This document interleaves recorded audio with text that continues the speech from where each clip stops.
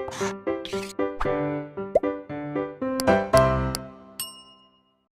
बच्चों, blueprint digital पे आपका स्वागत है। मैं मोनिका, आपकी मैथ्स ट्यूटर। बच्चों, आज हम बात करेंगे त्रिभुज का कोण युग गुणधर्म क्या होता है। तो इसमें हम त्रिभुज के कोणों के बारे में पढ़ेंगे। उससे पहले मैं आपको बताऊंगी कि त्रिभुज होता क्या है और उसके कुछ हम बेसिक गुण के बारे में आज बात करेंगे। फिर उसके बाद हमारे इस चैप्टर में क्वेश्चंस बचते हैं इस टॉपिक से रिलेटेड, और बाकी जो हमने टॉपिक पढ़े हैं उनसे रिलेटेड कुछ इंपॉर्टेंट क्वेश्चंस हम करेंगे। आज का लेक्चर स्टार्ट करने से पहले बच्चों, अगर आप हमारे चैनल पर नए हैं तो चैनल को सब्सक्राइब करना ना भूलें, साथ ही साथ बेल आइकन भी क्लिक करें ताकि आने वाली सारी वीडियोज़ की नोटिफिकेशन आप तक पहुँचते रहे। ठीक है बच्चों, तो स्टार्ट करते हैं आज का टॉपिक। हमारे पास है त्रिभुज का कोण योग गुणधर्म। इससे पहले हमने बात की कि रेखाएं क्या होती है, रेखाखंड क्या होता है, किरण क्या होती है। इन तीनों में डिफरेंस आपको क्लियर होगा। अगर फिर भी कोई डाउट है तो आप पीछे की वीडियो जाकर देख सकते हैं। फिर हमने कोण की बात की, जो बिल्कुल बहुत इंपॉर्टेंट टॉपिक था हमारा। कोण जब दो किरण आपस में किसी एक उभयनिष्ठ बिंदु पर आकर मिलती है और उन किरणों का जो झुकाव होता है वो कोण होता है। फिर हमने कोण की भुजा क्या होती है, उसका शीर्ष बिंदु क्या होता है जो उभयनिष्ठ बिंदु होता है, और कोण के प्रकारों के बारे में बात की, न्यून कोण, अधिक कोण, समकोण। और इसके अलावा हमने बात की कि रेखाएं कितने तरीके की रेखाएं हो सकती हैं। दो रेखाएं प्रतिच्छेदक रेखाएं होंगी अगर वो एक ही बिंदु पर एक दूसरे को काटती हैं। अगर वो एक दूसरे को नहीं काटती है तो उन्हें हम समांतर रेखा कहते हैं। तिर्यक रेखा की हमने लास्ट लेक्चर में बात की कि जब समांतर या फिर असमांतर रेखाओं को जब तीसरी रेखा काटती है वो तिर्यक रेखा होती है और वो कुछ उसके साथ कोण बनाती है। तो मेन था आपको ये क्लियर होना चाहिए कि कोण किस तरह से तिर्यक रेखा कोण बनाती है। संगत कोण किसे कहते हैं, एकांतर कोण किसे कहते हैं, और जो बाह्य कोण कौन से हैं, अंतः कोण कौन से हैं। तो ये कोण और इनकी जो प्रॉपर्टी है वो आपको अच्छे से याद होनी चाहिए, क्योंकि ये बिल्कुल बेस है। और आगे वाली क्लास में जब आप ज्यामिति पढ़ेंगे तो उसमें बार बार ये प्रॉपर्टी यूज़ होगी। ठीक है, कि कौन से कोणों का योग 180 है, कौन से कोण आपस में बराबर होते हैं। तो ये आप अच्छे से इसको रिवाइज करें, नोट करें। ठीक है बच्चों, तो सबसे पहले मैं आपको बताती हूँ त्रिभुज क्या होता है। मैंने आपको बताया संरेख और असंरेख बिंदु क्या होते हैं। संरेख बिंदु जो एक ही रेखा पर होते हैं, और असंरेख जो बिंदु एक रेखा पर नहीं होते, अलग अलग होते हैं, उन्हें हम असंरेख बिंदु कहते हैं। तो अगर हम तीन असंरेख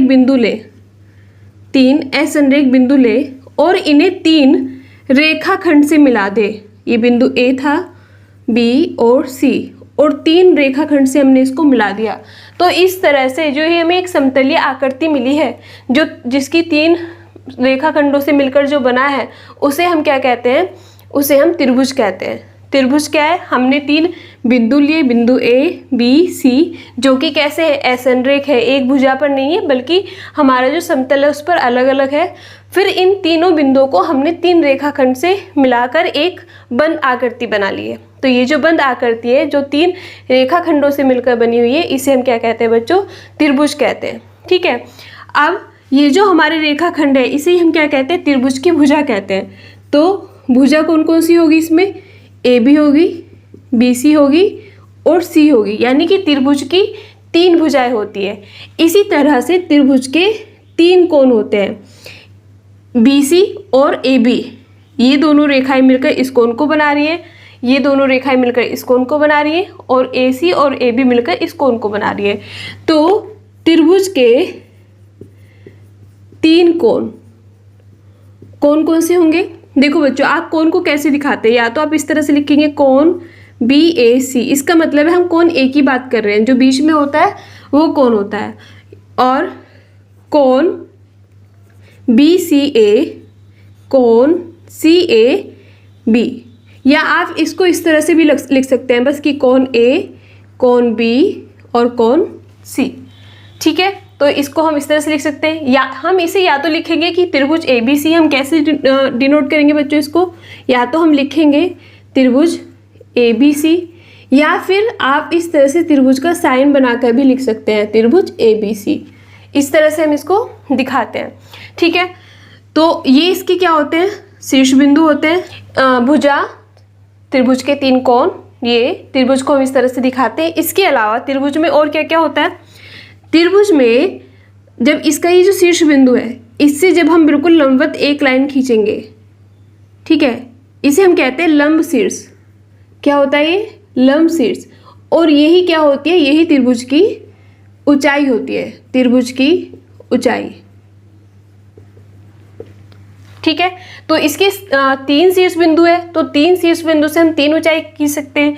इधर से इस तरह से खींचेंगे और इधर से इस तरह से खींचेंगे हम। और ये कैसे होनी चाहिए? लंबवत होनी चाहिए, मतलब बिल्कुल परपेंडिकुलर, 90 डिग्री का कोण बनाए। तो त्रिभुज के 3 शीर्ष से हम 3 लंब शीर्ष खींच सकते हैं, जिसे हम त्रिभुज की क्या कहते हैं? ऊंचाई कहते हैं। तो इससे एक पॉइंट हमारा निकल के आ जाता है कि त्रिभुज की 3 ऊंचाई होती है। 3 ऊंचाई, या फिर हम क्या लिख सकते हैं बच्चों? शीर्ष लंब होते हैं। ठीक है, एक त्रिभुज के 3 ऊंचाई या 3 शीर्ष लंब होते हैं। इसके अलावा एक और मेन चीज है इसमें, अगर हमारे पास ये एक त्रिभुज है तो त्रिभुज के शीर्ष से उसकी सम्मुख भुजा जो होती है, जैसे ये हमारा एक शीर्ष है, इस शीर्ष से इसकी सम्मुख भुजा हमारी BC है, तो BC के मध्य बिंदु को हम लंब नहीं खींच रहे हैं, बल्कि हम क्या कर रहे हैं? मध्य बिंदु मिला रहे हैं। तो ये जो मध्य बिंदु को मिलाने वाला जो रेखा है, इसे हम क्या कहते हैं? इसे हम माध्यिका कहते हैं, या फिर हम इसे मध्य बिंदु कहते हैं। ये मध्य बिंदु होगा, ये इसकी माध्यिका होगी। ठीक है, तो इसी तरह से त्रिभुज की 3 माध्यिकाएं होती है, क्योंकि हम 3 शीर्ष से तीनों भुजाओं पर उसकी सम्मुख भुजा के मध्य बिंदु को मिला सकते हैं। ठीक है, तो आप लिख सकते हैं कि एक त्रिभुज की 3 माध्यिकाएं होती हैं। ठीक है बच्चों, तो ये बिल्कुल बेसिक चीजें जो मैंने अभी आपको बताई। त्रिभुज को हम इस तरह से डिनोट करते हैं, त्रिभुज की 3 भुजाएं होती है, 3 शीर्ष बिंदु होते हैं, 3 शीर्ष बिंदु से हम 3 लंब शीर्ष, या उसको हम त्रिभुज की ऊंचाई कहते हैं, खींच सकते हैं। 3 माध्यिकाएं होती है, जो माध्यिकाएं होती है वो जो भुजा होती है उससे बिल्कुल उसके मध्य बिंदु पर टच करती है, मतलब ये पार्ट इस पार्ट के बराबर होगा, ये पार्ट इस पार्ट के बराबर होगा, ये इसके बराबर होगा। ठीक है, कोण को हम इस तरह से रिप्रेजेंट करते हैं। तो ये बेसिक चीज थी। इसके अलावा अब त्रिभुज के प्रकार के बारे में बात करते हैं। त्रिभुज कितने प्रकार के होते हैं? तो बच्चों, त्रिभुज का जो प्रकारों का वर्गीकरण किया गया है वो 2 आधार पर किया गया है। एक तो भुजाओं के आधार पर और दूसरा कोणों के आधार पर। बच्चों देखते हैं त्रिभुज के प्रकार। त्रिभुज के प्रकार सबसे पहले हम देखते हैं भुजाओं के आधार पर। भुजाओं के आधार पर बच्चों, त्रिभुज जो है वो भुजाओं के आधार पर 3 प्रकार के होते हैं। उसमें पहला है हमारा विषम बाहु त्रिभुज। देखो नाम से ही पता चल रहा है विषम बाहु त्रिभुज, यानी कि उसकी जो भुजाएं हैं वो सारी विषम है, अलग अलग है। तो ऐसा त्रिभुज जिसकी प्रत्येक भुजा कैसी हो? अलग अलग हो। ठीक है, ये अलग डिस्टेंस है, इसकी अलग है और इसकी अलग है, उसे हम क्या कहते हैं? विषमबाहु त्रिभुज कहते हैं। मतलब इसमें AB बराबर नहीं होगा BC के और बराबर नहीं होगा CA के, यानी कि जिसकी तीनों भुजाएं अलग अलग हो, उसे हम क्या कहते हैं बच्चों? विषमबाहु त्रिभुज कहते हैं। ठीक है, विषमबाहु त्रिभुज जिसकी तीनों भुजाएं अलग अलग होती है। दूसरा है हमारा समद्विबाहु त्रिभुज। समद्विबाहु त्रिभुज, देखो सम दी यानी कि 2 जो हैं वो तो सम है, 2 भुजाएं एक जैसी हैं और एक अलग है, यानी कि समद्विबाहु त्रिभुज क्या होगा? जिसकी 2 भुजाएं बराबर हो उसे हम समद्विबाहु त्रिभुज कहेंगे। जैसे मैंने ये भुजा बनाई ABC और ये BC, तो ये भुजा इस भुजा के बराबर है, लेकिन इसकी लंबाई अलग है। हो सकता है ये 5 है, 5 है, ये 6 हो, मतलब ये अलग है हमारी।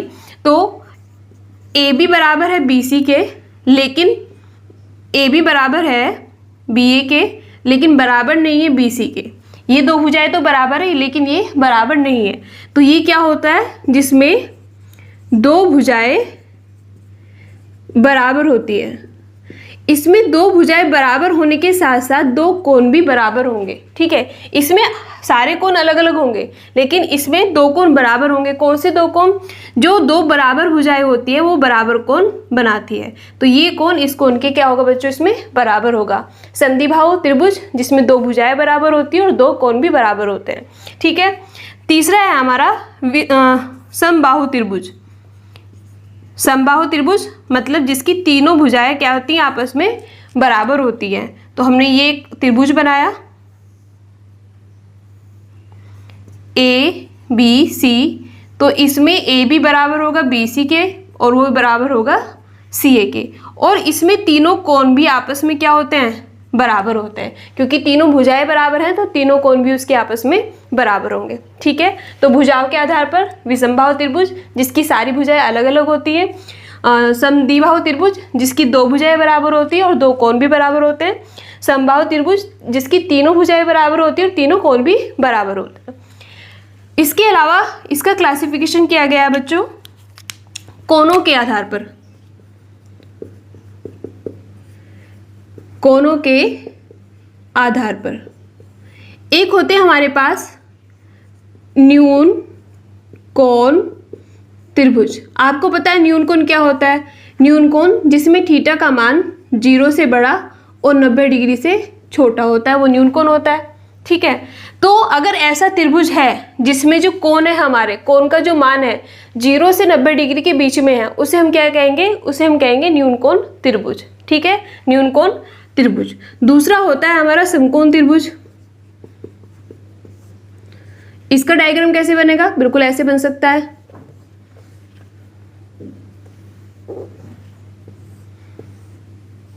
भाई ये भी इसमें क्या होगा? 90 से छोटा होगा, ये भी 90 से छोटा होगा और ये भी 90 से छोटा होगा। अगर हम एग्जाम्पल ले तो जो हमारा समबाहु त्रिभुज है वो कैसा होगा? वो न्यून कोण त्रिभुज भी होगा क्योंकि इसमें तीनों कोण जो होंगे वो 60-60 डिग्री के होंगे, बराबर होंगे। ठीक है, एक होता है हमारे पास समकोण त्रिभुज। समकोण त्रिभुज जिसमें थीटा का मान कितना होता है? 90 डिग्री होता है। तो वो किस तरह से बनता है हमारा? ये ए बी सी, इसमें कोण बी जो है वो क्या है? 90 डिग्री है। तो इसे हम क्या कहेंगे? समकोण त्रिभुज। तीसरा होता है बच्चों अधिक कोण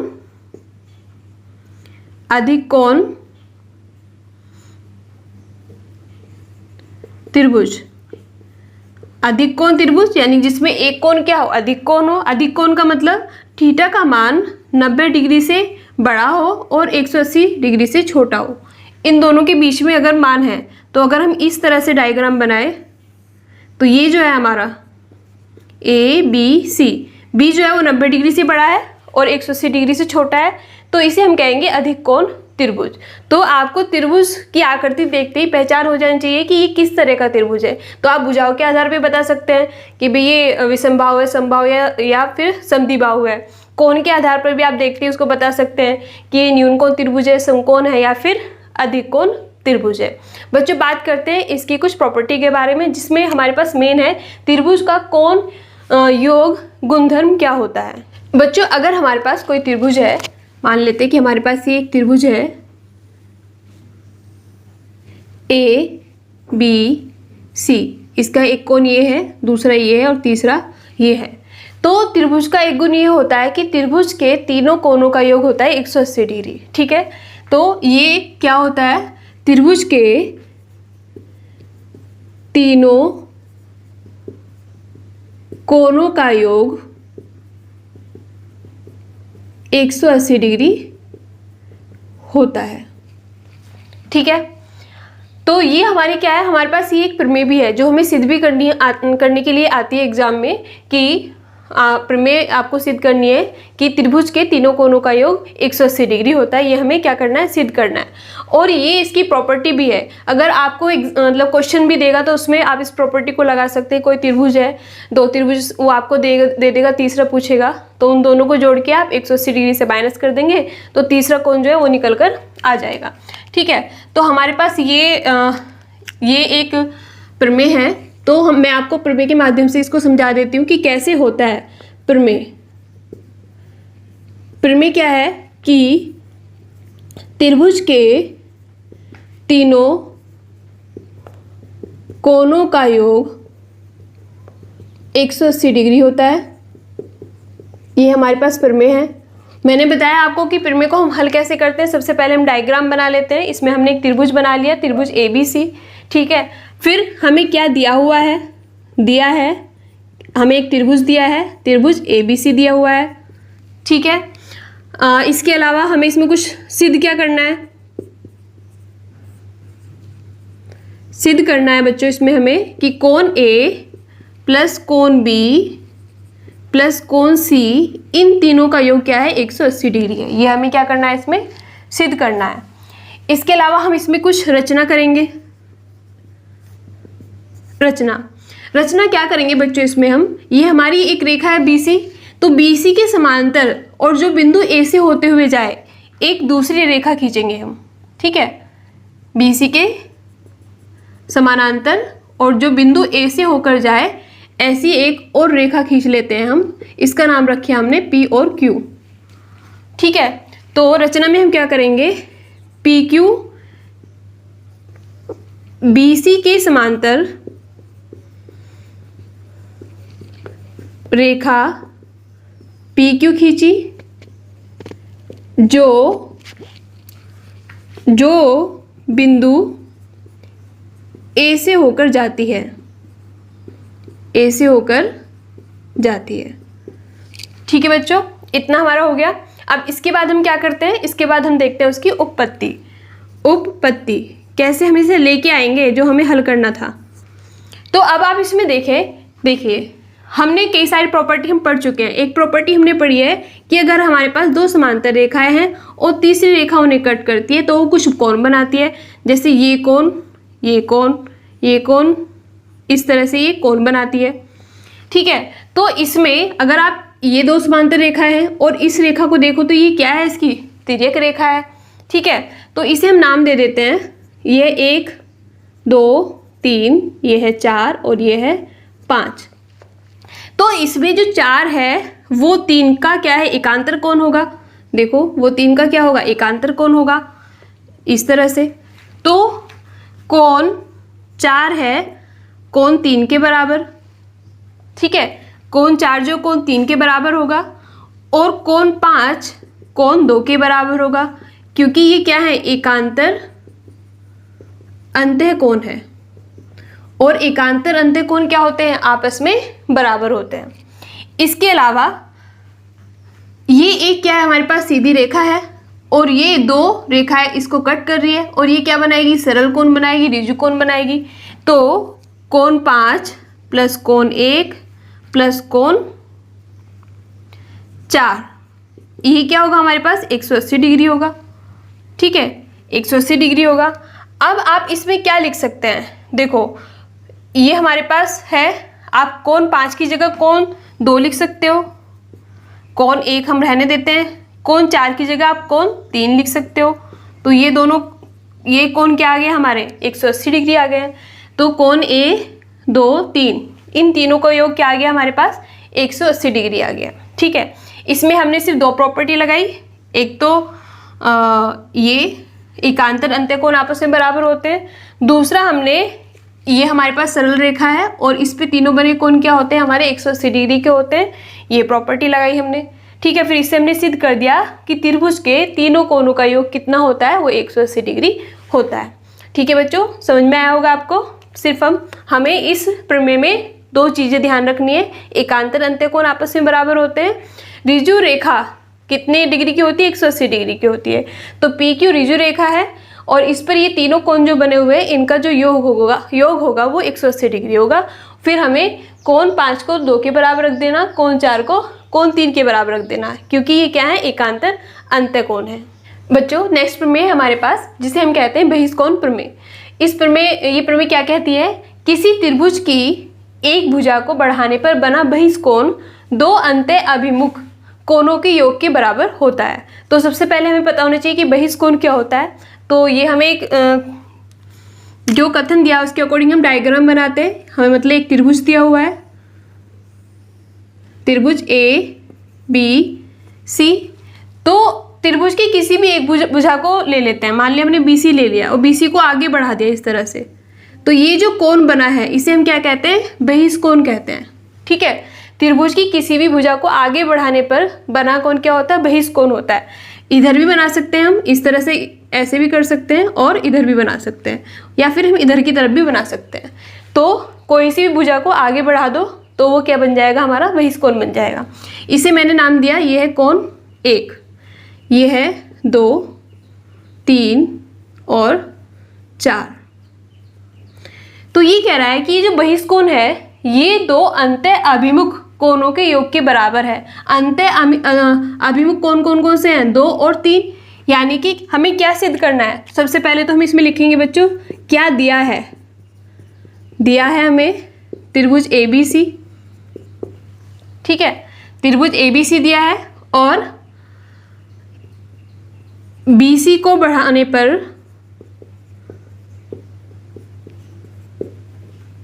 बना बहिष्कोण, और वो क्या है? कोण 1। ठीक है, अब सिद्ध क्या करना है हमें? इसमें सिद्ध करना है कि जो बहिष्कोण है कोण A है वो बराबर होगा कोण 2 प्लस कोण 3 के। इन दोनों कोण के योग के बराबर होगा। इसमें हमें कुछ रचना नहीं करनी है। अब हम देखते हैं उत्पत्ति। उत्पत्ति देखो बच्चों, ये हमारी भुजाएं BC, इसको हमने आगे बढ़ा दे, ये पूरी क्या होगी? हमारी एक सरल रेखा हो गई है, एक ऋजु रेखा हो गई है। और इसमें जो कोण 1 और कोण 4 है ये क्या बन रहा है? एक ऋजु कोण बन रहा है, और ऋजु कोण मतलब 180 डिग्री। तो कोण 4 और कोण 1 इसका मान कितना होगा? 180 डिग्री होगा। ठीक है, क्योंकि क्या है? ये सरल रेखा पर बना कोण, सरल रेखा पर बना कोण क्या होता है? 100, उसका योग जो होता है वो 180 डिग्री होता है। दूसरा, हमारे पास जो त्रिभुज है त्रिभुज ABC में, त्रिभुज ABC में आप लिख सकते हो त्रिभुज की प्रॉपर्टी से कि तीनों कोणों का योग कोण A प्लस कोण B प्लस कोण C कितना होगा? 180 डिग्री होगा। यानी कि कोण 2 प्लस कोण 3 प्लस कोण 4 कितना होगा? 180 डिग्री। अब इन दोनों समीकरण को क्या रखेंगे? हम बराबर रखेंगे, क्योंकि इन दोनों का योग भी 180 डिग्री है और इन तीनों का योग भी 180 डिग्री है।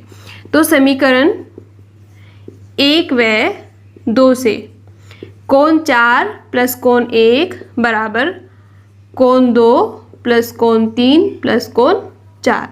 कोण 4 से कोण 4 कट गया, तो कोण 1 बराबर आया कोण 2 प्लस कोण 3। और यही हमें बच्चों सिद्ध करना था। ठीक है, कि जो बहिष्कोण है, बहिष्कोण कौन सा है? कोण 1 बराबर होगा दो अंतः अभिमुख कोणों के योग के। और अंतः अभिमुख कोण कौन से हमारे पास? कोण 2 और कोण 3, और इनके योग के बराबर है हमारा कोण 1। तो बच्चों आज के लेक्चर में हम इतना ही करते हैं। नेक्स्ट लेक्चर में हम इस टॉपिक से और कुछ और क्वेश्चन सॉल्व करना सीखेंगे।